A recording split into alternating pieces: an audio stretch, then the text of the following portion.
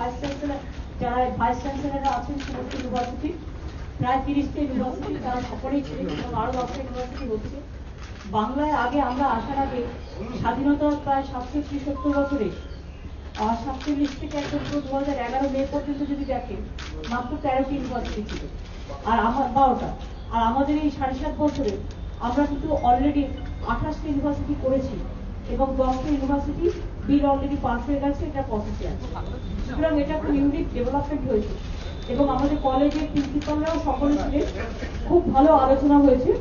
বেঙ্গলের কতগুলো আপনাদের মনে রাখতে হবে যে আমরা যেমন 28টা নতুন ইউনিভার্সিটি করেছে, আরো 10টা হচ্ছে, তেমনি আমাদের এখানে 50টা নিউ কলেজ হয়েছে।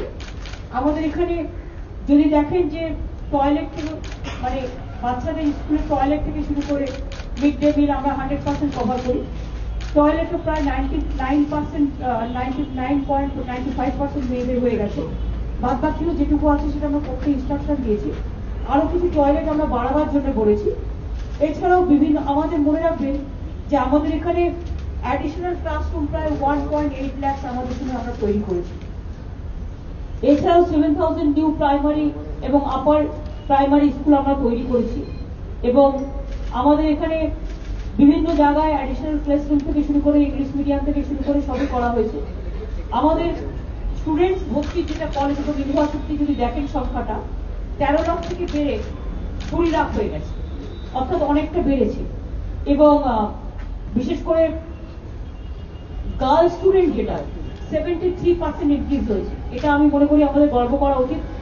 5.62 লাখ থেকে বেড়ে একেবারে 9.74 লাখ হয়েছে বিকজ অফ কন্যাশ্রী। তার কারণ যে কন্যাশ্রী হওয়ার ফলে আমাদের গার্ল চাইল্ড যেটা ড্রপ আউট রেট একদম কমে গেছে এবং গার্ল চাইল্ডরা এখন স্কুল থেকে শুরু করে কলেজ এবং ইউনিভার্সিটিতে তারা পুরো স্কলারশিপ পাচ্ছে, পড়াশোনার মান বাড়ছে এবং অনেক কন্যাশ্রী মেয়েরা তো ফার্স্ট ক্লাস ফার্স্টও হচ্ছে। আমি শুনছি তারা পিএইচডিতেও খুব পাটনাগর পুরস্কারও পেয়েছেন এবং তারা খুব নাম করছে। সুতরাং এটা আমাদের খুবই গর্ব করার মতো ব্যাপার।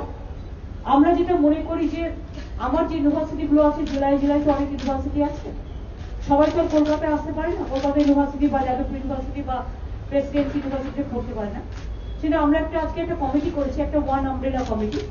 সেটা education minister, higher education secretary এবং যাদবপুর ইউনিভার্সিটি, কলকাতা ইউনিভার্সিটি এবং প্রেসিডেন্সি ইউনিভার্সিটি ভাইস চ্যান্সেলরদের রেখে একটা কমিটি করা হয়েছে।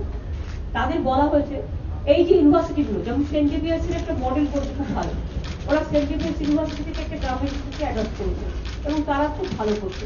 সেরকম এই নামী ইউনিভার্সিটিগুলো যদি জেলার যে ইউনিভার্সিটিগুলো আমরা স্টেট ইউনিভার্সিটি করছি তাদেরকে যদি নানা রকম ভাবে টিচিং দিয়ে, লার্নিং দিয়ে, নিজেদের মতো করে অ্যাডপ্ট করে যে মানে ভাবে তারা করতে পারে, সেটা করলে আমার মনে হয় তারাও খুব ইন্সপায়ার্ড হবে। এবং এই ব্যাপারে আমরা একটা কমিটি করে দিয়েছি এবং তাদের আমরা রিপোর্ট সাবমিট করতে বলেছি। এছাড়াও আমাদের এখানে অনেক নতুন হিন্দি ইউনিভার্সিটি, হিন্দি কলেজে দুটো হয়েছে, 3টে হয়েছে। উর্দুও 10% উর্দু যেখানে হচ্ছে, নেপালি হচ্ছে, হিল ইউনিভার্সিটি হচ্ছে। আমরা যেটা যে জেলা ইউনিভার্সিটি ছিল না আমরা নতুন করে করছি। আমরা আরো দুটো হিন্দি কলেজ, আরো দুটো উর্দু কলেজ আমরা তৈরি করব। অল চিকি ল্যাঙ্গুয়েজ 11 পর্যন্ত চালু হয়ে গেছে। 12 ক্লাসের সিলেবাস তৈরি হচ্ছে, টিচারদের অলরেডি নেওয়া হয়েছে। এইভাবে অন্যান্য যে ল্যাঙ্গুয়েজ আছে, রাজবংশীরও কাজ শুরু হয়েছে রাজবংশী ভাষায়, যাতে ওদের বইগুলো স্কুলের সিলেবাসে তৈরি হতে পারে। সিলেবাস কমিটি কাজগুলো করছে। এই ধরনের প্রচুর হচ্ছে। আরেকটা আমরা ভাবছি, এখনো ভাবনাটা ভাবার পর্যায়ে আছে, সিএস ভাববে যেটা ফাইন্যান্স সেক্রেটারি এবং এডুকেশন সেক্রেটারি নিয়ে। অনেকগুলো জায়গা আছে যেখানে তো প্রচুর টিচার আছে, আবার কিছু জায়গা আছে একদম টিচার নেই। ফলে এই ব্যালেন্সটা মেনটেন করার জন্য যখন একটা বসে ডিসাইড করবে, ঠিক আছে আমার দুটো ভাবনা আছে যেটা আমি আজকে আলোচনা করিনি। একটা হচ্ছে পঞ্চম শ্রেণীটাকে যদি আমরা নিয়ে আসতে পারি মাধ্যমিকের প্রাইমারির মধ্যে, তাহলে কিন্তু আমার অনেকটা প্রাইমারি টিচার প্রচুর আছে। সুতরাং তারা এটা অনেকটা একটা ক্লাস অন্তত অ্যাকোমোডেট হলে টিচারদের অভাব কিছুটা মিটবে। আর দুই হচ্ছে কিছু কিছু জায়গা আছে যেখানে কেউ নেই, হয়তো টিচার আছে, টিচার মানে একটা জায়গায় অনেক আছে আর একটা জায়গায় কিছু নেই, ব্যালেন্সের অভাব আছে। সেক্ষেত্রে আমি মনে করি বিশেষ করে কয়েকটা জায়গায় সুন্দরবন এলাকা, ঝাড়গ্রাম এলাকা, মেদিনীপুর পশ্চিমবঙ্গ পশ্চিমাঞ্চলের কিছুটা, এবং ডুয়ার্সের কিছুটা, যেখানে একেবারেই অন্ধকার, মানে অন্ধকার মানে কি টিচাররা নেই বা টিচাররা যেতে চান না বা কোনো কারণ আছে।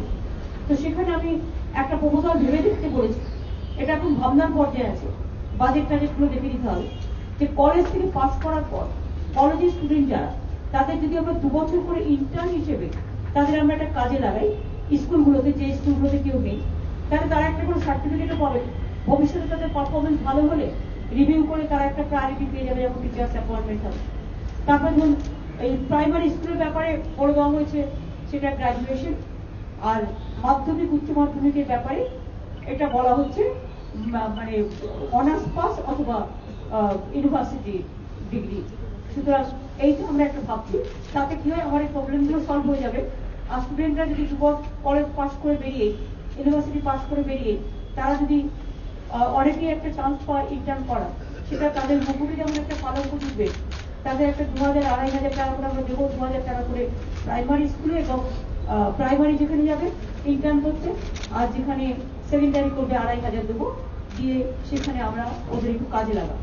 তাতে 2 বছরের মধ্যে আমার আবার অন্য টিচারগুলো পছন্দ হয়ে যাবে, আর এরা যারা ভালো কাজ করবে তাদের টাইম টু টাইম রিভিউ হবে এবং আমরা দেখে নেব। পার্ট টাইম টিচারদের ব্যাপারে আমরা অলরেডি অনেকটা ব্যবস্থা নিয়েছি। কন্ট্রাকচুয়ালের ব্যাপারে একটা সেট হয়েছে, আর একটা সেট ব্যবস্থা নেওয়া হচ্ছে। প্যারা টিচারদেরও অনেকটাই বাড়ানো হয়েছে, বাদ বাকিটাও স্কিমও তৈরি হয়েছে তাদের জন্য। সুতরাং এই হচ্ছে মোটামুটি ডেভেলপমেন্ট। ঠিক আছে, থ্যাংক ইউ, ভালো থাকবেন সকলে। না, বড় আলোচনা।